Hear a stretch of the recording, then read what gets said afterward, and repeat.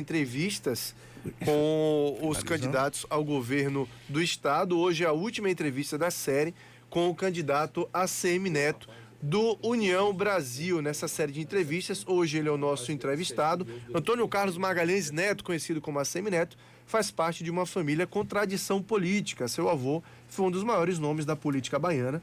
Nascido em Salvador, ACM Neto é advogado formado pela Universidade Federal da Bahia e ex-prefeito da capital baiana. Governou a cidade entre 2013 e 2020. Foi também deputado federal pelo DEM por 3 mandatos, sendo o mais votado na Bahia nas eleições de 2010. Serão 20 minutos de entrevista, onde o candidato vai falar de suas propostas para o nosso estado e também de um tema local.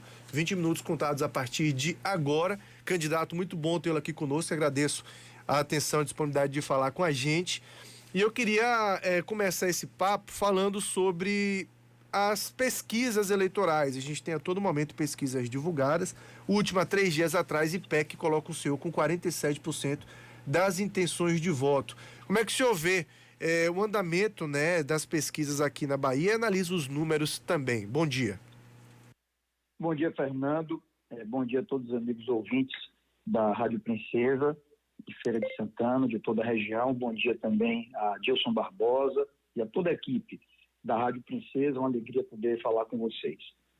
Olha, Fernando, em relação às pesquisas, a gente sabe que as que são sérias, porque tem pesquisas que são compradas, que são mandrakes, mas as pesquisas que são sérias, elas revelam ali uma fotografia do momento, que não quer dizer que aquele dado ele vai se confirmar realmente nas urnas.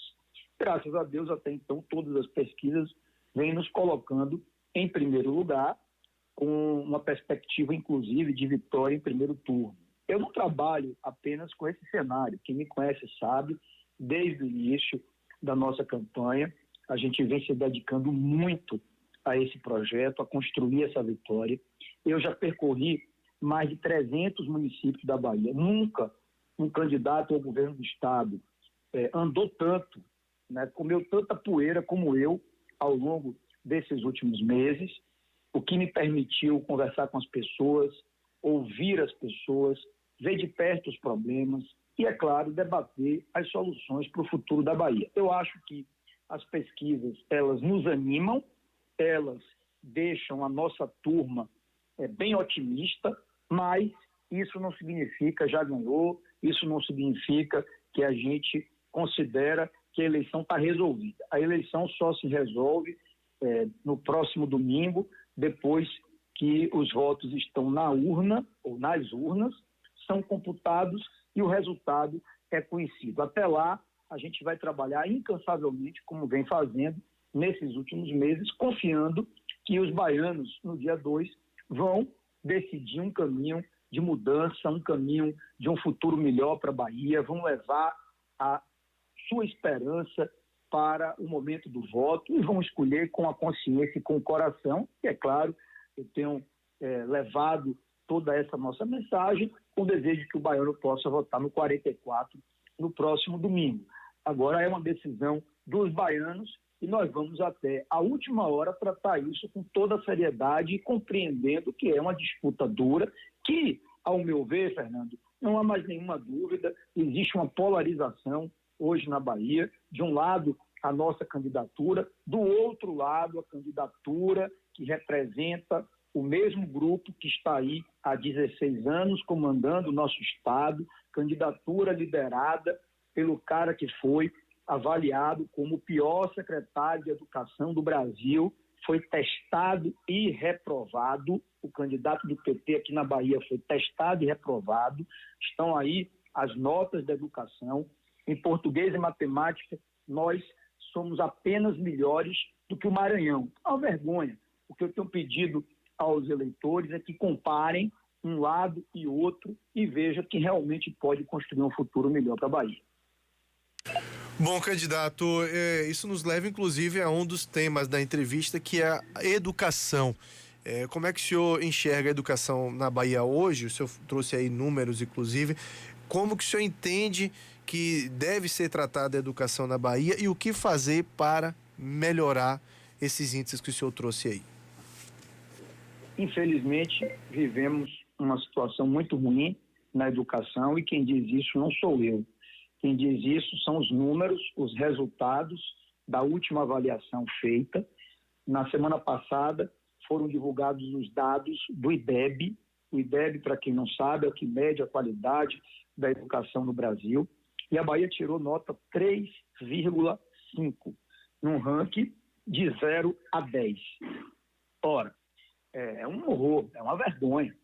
Em português e matemática, que é o que mede a aprendizagem concreta dos alunos, nós só estamos à frente do Maranhão. Então, não é razoável que depois de 16 anos, esse grupo que teve tantas oportunidades deixe esse legado na educação pública da Bahia. Quando eu ando pela Bahia, o que eu ouço dos jovens, dos estudantes baianos e até das suas famílias é a queixa de que na rede estadual de ensino na Bahia existe a aprovação automática. E aí, quem é o grande penalizado com isso? É o aluno, porque chega no final do ensino médio, ele conclui o ensino médio, infelizmente, ele não está preparado de verdade para aplicar no Enem e conseguir entrar numa universidade pública, ou não está preparado de verdade para conquistar um lugar no mercado de trabalho. A grande pergunta é, essa turma que está aí há 16 anos e deixou a Bahia nessa condição, vai merecer mais tempo para continuar comprometendo o futuro dos nossos jovens? Olha, eu penso que não. Inclusive, repito, o candidato a governo do Estado, que representa o grupo, ou seja, o PT na Bahia, foi secretário de Educação praticamente em todo o período do segundo governo de Rui Costa e é responsável pelo que aconteceu. Do lado de cá, a gente quer trazer um projeto transformador para a educação na Bahia. Vamos trabalhar em parceria com os municípios para desenvolver um sistema pedagógico de suporte às redes municipais de ensino. Vamos ajudar a qualificar os professores municipais. Vamos criar um sistema de avaliação para os alunos municipais e vamos premiar os municípios, ou seja, estabelecer uma competição saudável e premiar os municípios que tiverem melhor desempenho no avanço da qualidade de ensino. Eu falo primeiro em relação aos municípios, Fernando, porque a educação é um processo que começa nas primeiras séries, ainda na educação infantil, depois no ensino fundamental 1. Então, é muito importante que o aluno comece já aprendendo direito. Depois, em relação ao ensino médio, que é a responsabilidade direta do governo do Estado, qual é a nossa ideia?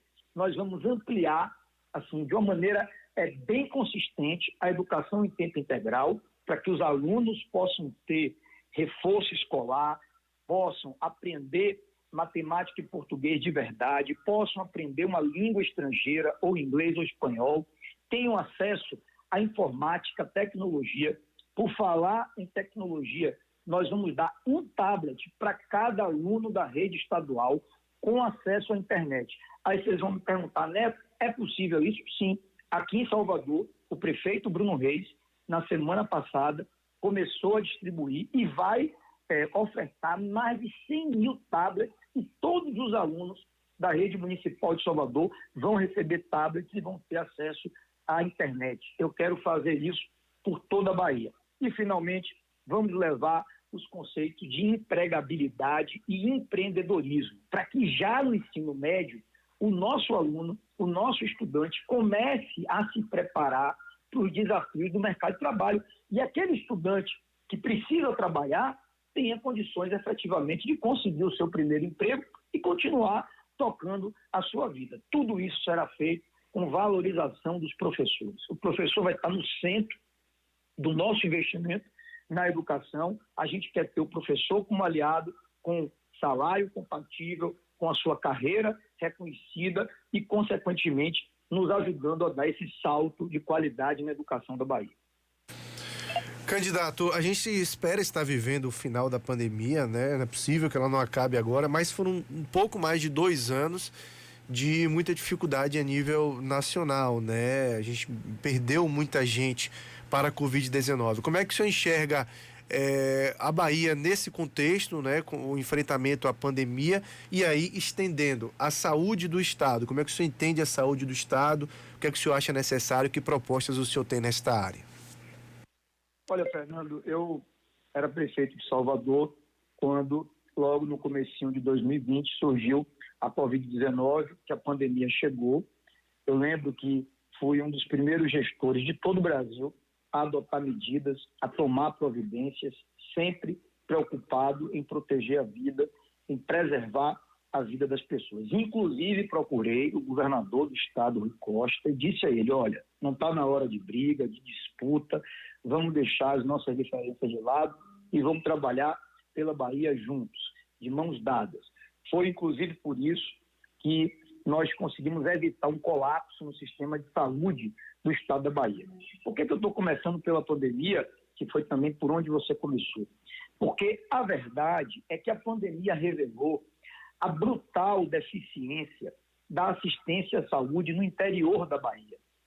Se nós não tivéssemos corrido atrás para implantar novos leitos de UTI, se não tivesse sido feito todo esse esforço aqui na capital, teriam morrido milhares de baianos. A tragédia teria sido muito pior. Por quê? Porque no interior nós não temos a quantidade de hospitais necessária, nós não temos a quantidade de leitos necessários e profissionais necessários para atender a demanda do interior.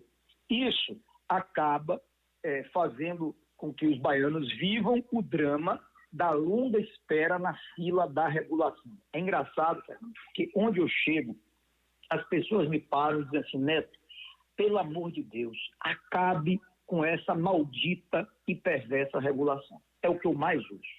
Eu tenho que dizer aqui, em respeito à verdade, em compromisso com a palavra, e é claro, né, essa é uma linha minha de trabalho, um princípio meu. Não adianta chegar aqui para dizer mentira, para vir com várias propostas mirabolantes que depois não vão ser cumpridas. Eu não sou assim.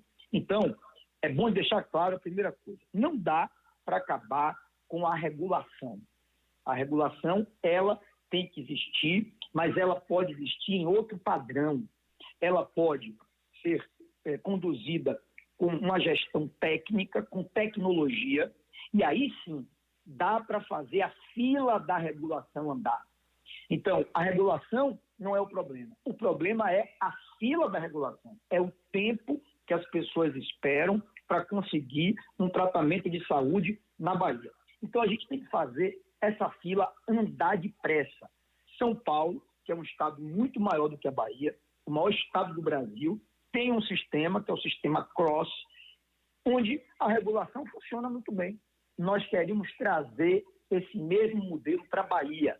Agora, eu tenho consciência que vai ser fundamental ampliar os serviços, porque hoje quase toda a demanda de saúde do interior da Bahia acaba sendo concentrada em Salvador e Feira de Santana. Aí em Feira nós temos o Clériston Andrade, que é um dos maiores hospitais do estado, que recebe pacientes de mais de 100 municípios de toda a Bahia. A gente precisa desconcentrar, descentralizar, ou seja, construir novos hospitais regionais para atender aos lugares onde há um buraco assistencial, onde não tem hospital de média e alta complexidade, implantar um programa que está no meu plano de governo, de hospitais micro-regionais. O que é isso, Neto? Eu vou chegar ali para o prefeito, que já tem um hospital municipal funcionando, dizer: meu caro, vem cá, chega aqui, vamos juntos, vamos sentar. Dá para ampliar o hospital? Dá para a gente colocar mais serviços, mais equipamentos, mais profissionais? Dá. Bom, aí quem vai pagar a conta é o governo do estado dessa ampliação e vai transformar o que é um hospital municipal em um hospital micro-regional que vai atender a 8, 10 municípios da região. Além disso, nós vamos ter que ampliar a rede contratualizada, ou seja, mais clínicas, mais laboratórios e mais hospitais filantrópicos e privados contratados pelo governo do estado, porque para o paciente, ele não quer saber se ele está se tratando num hospital público ou num hospital privado, né? Ele quer ser tratado, e ser tratado pelo estado, porque ele não tem dinheiro para pagar o médico particular ou a conta do hospital. Por último, as questões de socorro à vida. O que é o socorro à vida, Neto? É o cara que teve um infarto, teve um AVC, sofreu um acidente com politraumatismo, ou então uma mãe que está ali numa gestação complicada. Esses casos onde é preciso ter uma resposta urgente, imediata. Bom, para isso não vai ter regulação. Nós vamos tirar essas situações da fila de regulação e da regulação para oferecer atendimento imediato a partir do momento que a rede pública esteja estruturada para dar resposta a todas essas demandas na Bahia. Candidato, a gente tem pouco mais de 5 minutos, mas eu queria perguntar 2 pontos específicos para o senhor de Feira de Santana. Feira de Santana tem 2 calcanhares de Aquiles para o seu desenvolvimento, que são o Centro de Convenções, né, obra parada há 20 anos, e o aeroporto de Feira de Santana. Como é que o senhor entende essas 2 questões? E o senhor acredita que Feira de Santana pode ter um aeroporto do tamanho que merece?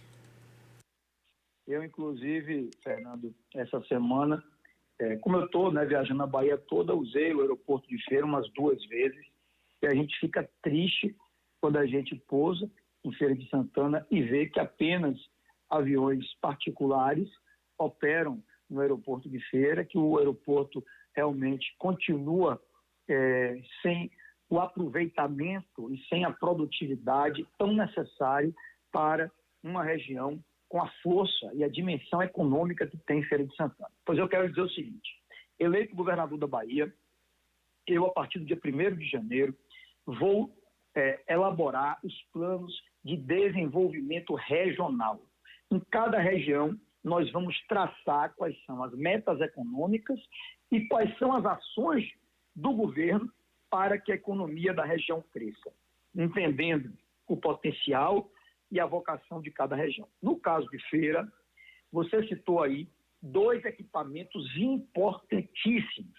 E a verdade é o seguinte, amigo, você que está me ouvindo, meu irmão, minha irmã da Bahia, vocês que estão aí nos acompanhando nesse momento, aqui para nós, essa turma que está há 16 anos no poder, né, não fizeram centro de convenções, não colocaram o aeroporto efetivamente para funcionar. Essa turma que está aí pouco ajudou nas questões de mobilidade de Feira de Santana, que é uma cidade que cresceu, que se expandiu muito, né? E que a prefeitura sozinha não tem condições de tocar todas as obras da cidade, e a gente não vê a presença do investimento do governo do Estado. Isso é um absurdo. Então, no nosso plano de desenvolvimento regional para a Feira de Santana, que tem que ser tocado por alguém que foi testado e aprovado. Eu fui prefeito de Salvador durante 8 anos, graças a Deus saí com mais de 80% de aprovação, 8 vezes consecutivas, escolhido o melhor prefeito do Brasil. Do lado de lá, o cara foi secretário de Educação, testado e reprovado.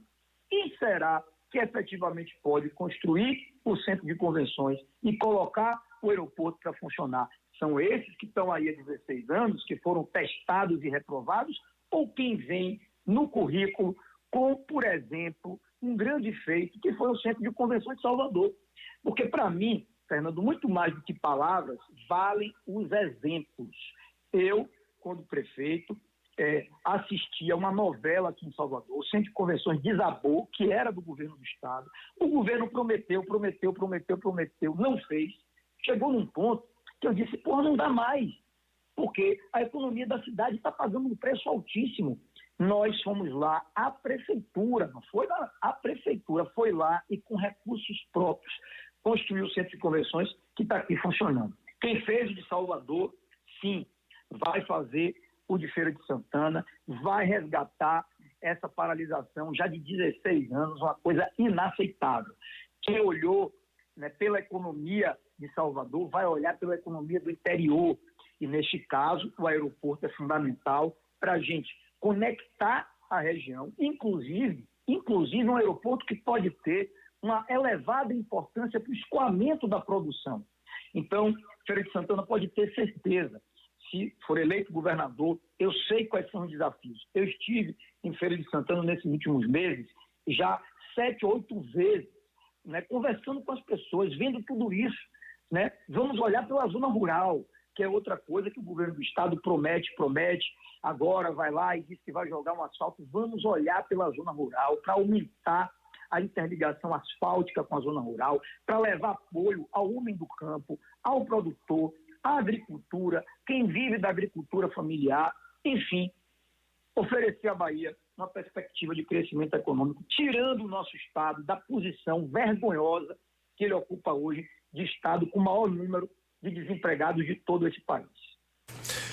Candidato, a gente tem menos de 30 segundos, eu quero agradecer o senhor e desejar um ótimo dia. Um abraço, muito obrigado, Fernando, obrigado pela audiência de todos vocês. E olha, gente, vamos pensar direitinho, compare nessa reta final cada um dos candidatos e vote com o coração, com a consciência, vote no presidente da República que você quiser. E se eu for eleito governador da Bahia, eu garanto, vou trabalhar com o próximo presidente que vocês escolherem e vou oferecer aos baianos o melhor governo do Brasil. Obrigado, Fernando, um bom dia a todos. Conversamos então com o candidato a governo do estado, ACM Neto, pelo União Brasil.